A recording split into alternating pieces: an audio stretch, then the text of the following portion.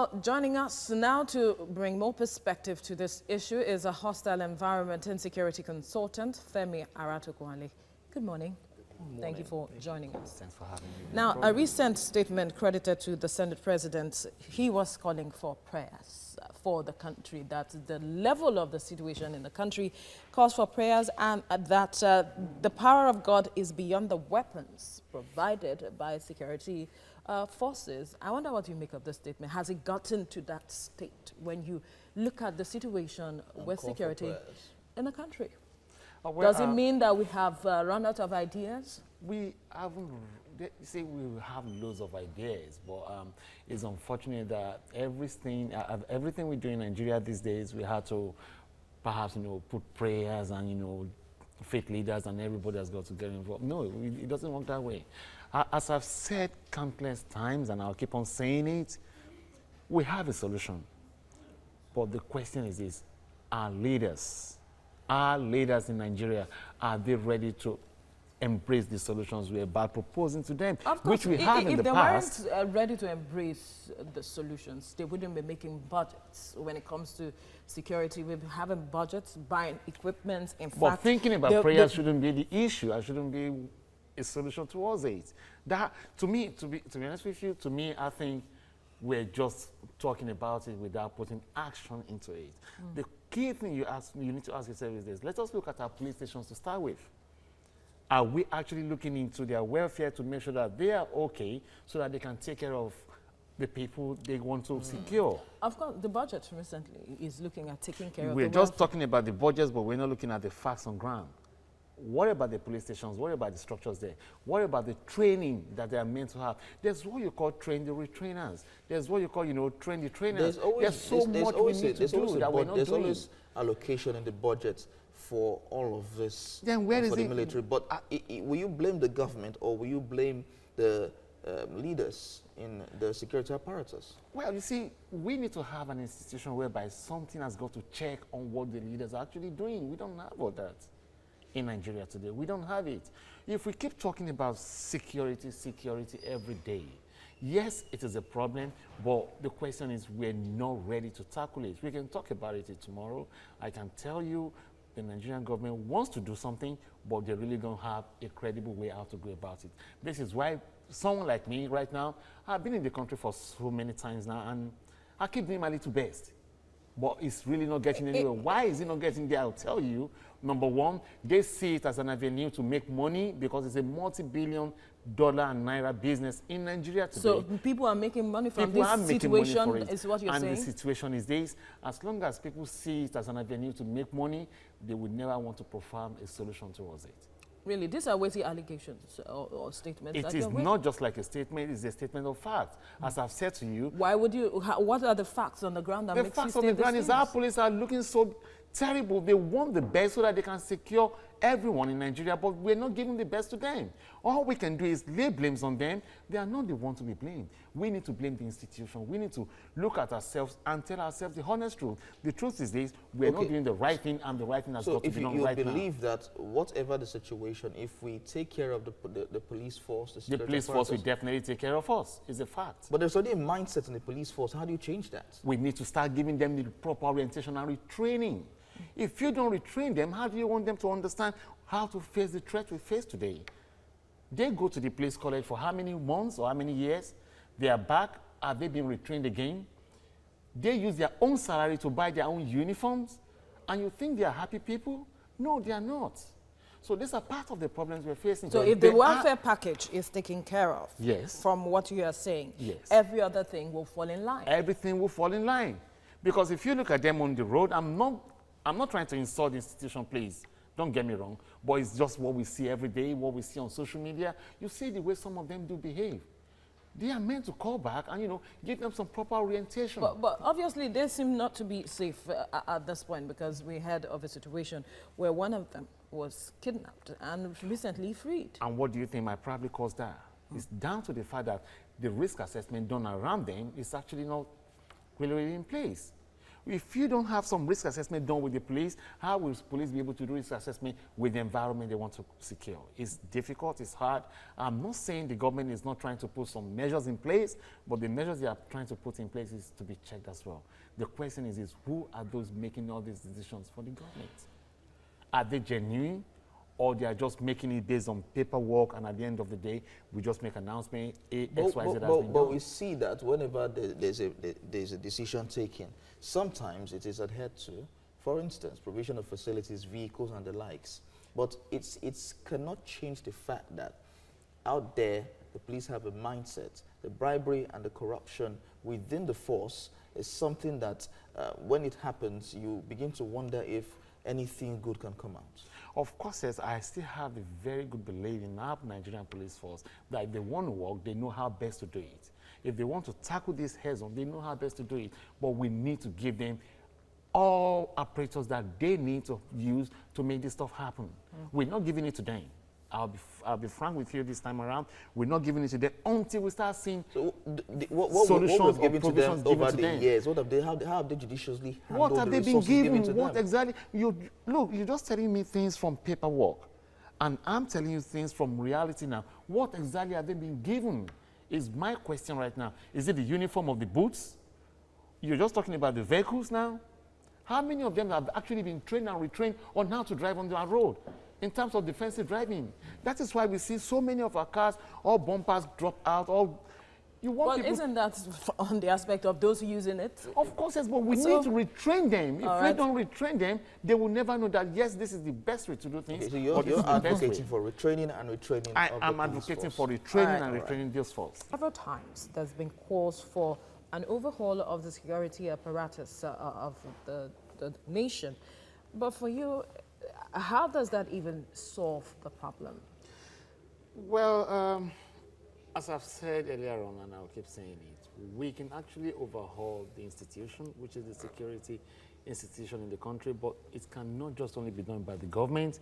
We need to now start looking into who are those that can actually make it happen within the community, within the state, at local level, at federal level. When you say as make well. it happen, within the local levels and within the institution, are you talking about who are these persons? We're talking about individuals. We're talking about individuals, member of public. That is what I'm talking about now.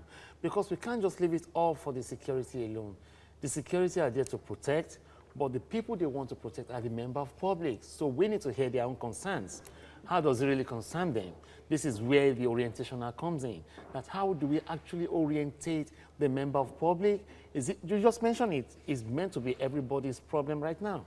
Fine, it is everybody's problem. But there's the issue of people trusting security agencies with information. Of course, yes. For police to be well trusted, there should be an harmony between them and the member of public or the security agencies as well. We have different division within the security. We have the vigilante group. We have the state security, just like Lagos State Module, Lagos Neighborhood Safety Corps. We have different kind of modules around that they can actually make use of to ease the bonding from the police. But all I'm trying to say is this: if we do not involve the member of public to show or probably tell us their own threats and their own concerns, then we are not heading anywhere. And the only department that can make this happen, from my own point of view, should be the National Orientation Agency. So the question is, where are they? Really? Yes, they can make it happen. This is their own department, at least to make some kind of, announcement and, educate schools, member of public, market women, street, a lot of places they need to touch, because this is where the real crime seems to be happening.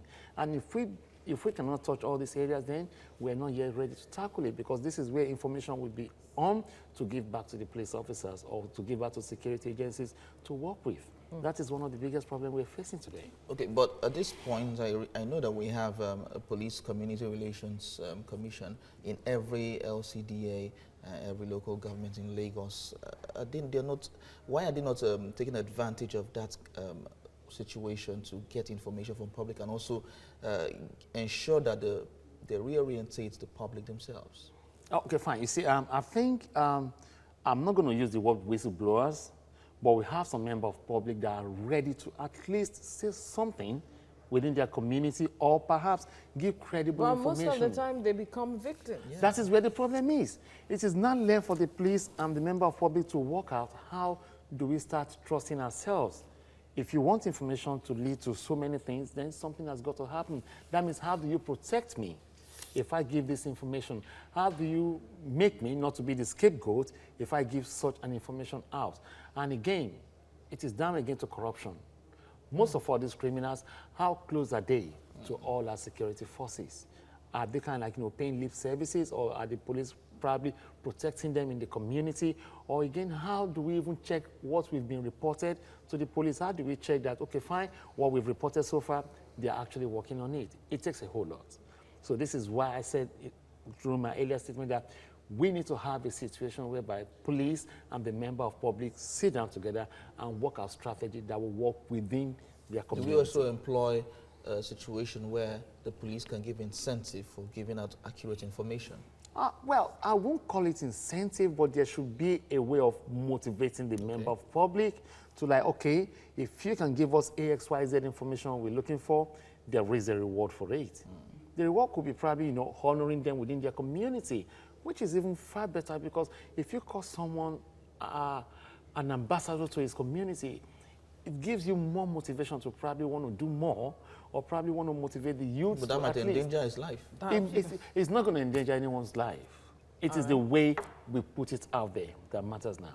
Okay. Femi Aratokunle. This have been put in place by the government several times, and we get reports that the federal government wants to procure fighter helicopters from Russia. We have also heard about the Tucano fighter jets that the government was procuring or is procuring from the US and now from Russia. How does this change the dynamics in our fight against insurgency?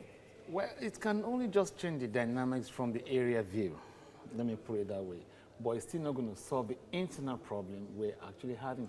Well, we've heard of the efforts made when we hear of bombardments. We have aerial view and we see where insurgents are put together, and you hear them having bombardments and all of this.